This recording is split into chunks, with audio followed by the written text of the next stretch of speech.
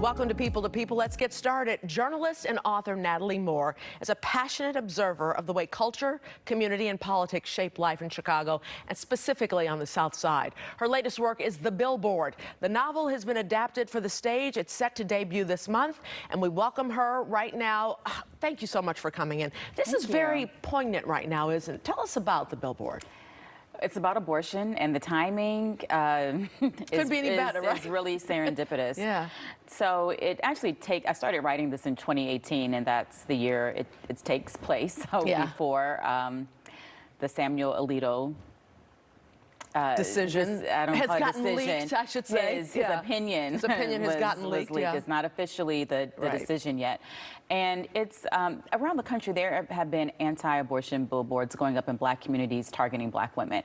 And one came to Chicago in 2011. So what I did is have one of those go up in Inglewood, but by someone running for city council, because it's Chicago, I got to throw in some politics. Right. And then a fictional black women's health clinic puts up its own billboard in response that says, black women have the right to take care of their families. They know what's best for themselves. Abortion is self-care. # trust black women. And there are 3 black women on this billboard smiling. And that was inspired by a billboard that was done in Dallas in response to an anti-abortion billboard. So the 2 dueling billboards explode. The reaction, city council race, an incumbent gets involved. And it's also a story about who gets to speak for community, in a community that's disinvested the way Inglewood has been. And who gets to speak for women? Because it really is about women, isn't it? It is. There are 5 characters in the play, and 4 of them are women. And 3 of them have had abortions, and they tell their abortion stories. So part of the play also deals with there is no single abortion story.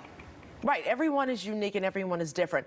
And talk to me about how the leaking of this opinion has affected, especially in the black community, women in the black community. Well, let me start by saying that there's reproductive justice and reproductive rights. The latter is about a legal framework.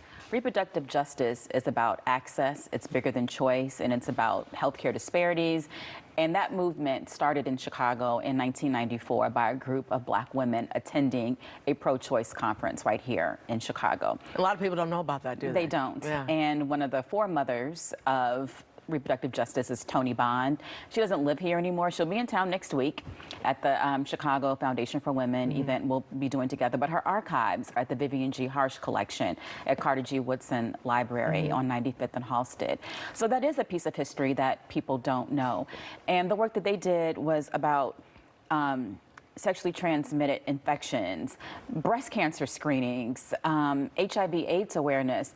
Black people and black women have higher rates in any category of health disparities. And so the justice framework takes into account of that, and who has access to health care, who has access to birth control pill, family planning, diabetes medication.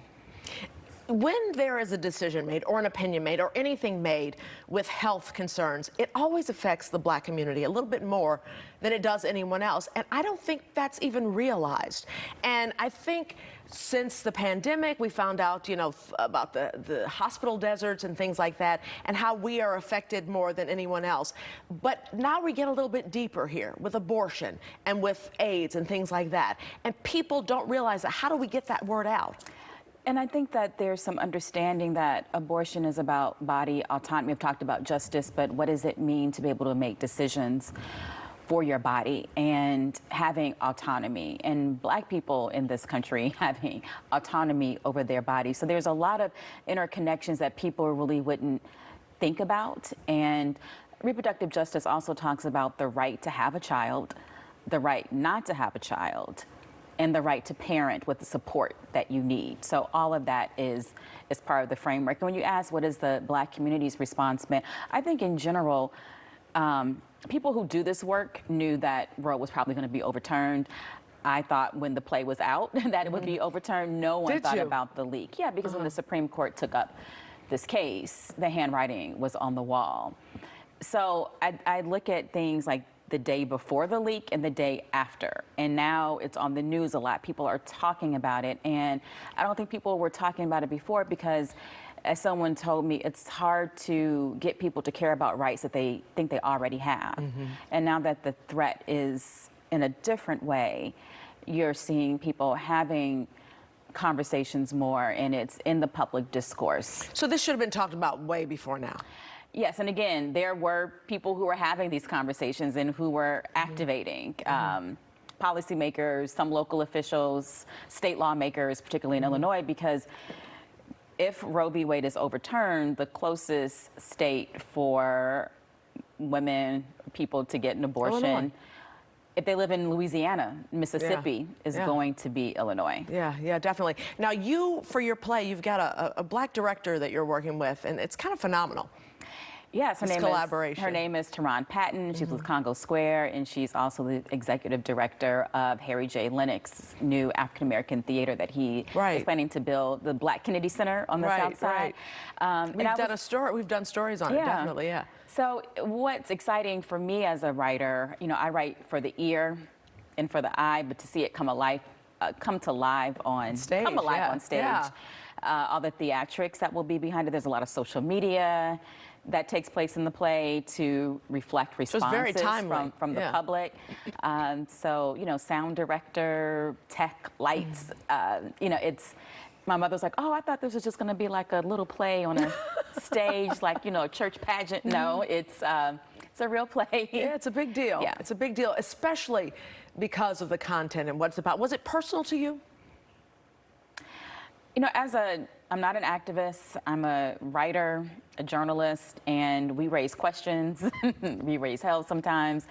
And I was thinking I wanted people to leave the theater with more questions than when they had walking in. So it's something, you want people to think about this and to talk about this. And to, as you said, it's something that should have been thought about long before that opinion was leaked. Yeah, and as journalists, we don't tell you what to think, we tell you what to think about. That's and right. So that's, I believe, what this text is doing. If you want to read it ahead of time before you see it as a play, or watching it on the stage. What do you hope goes past? Do you hope it goes past the stage here in Chicago? Do you want to see it go even further? Well, of course, I want it to go on Broadway. That'd be fabulous. Or, HBO. And other theaters, whether they are small regional theaters, it doesn't have to be Broadway. It's, we just want our work to be experienced by as many people as possible. And you want people to think about it. Yeah. Thank you, Natalie, so much. Good luck to you. Break a leg, I should say. Thank you. The Billboard is in production at 16th Street Theater at Abbott Hall on the downtown campus of Northwestern University from June 23rd until July 17th. For details and tickets, visit 16thstreettheater.org.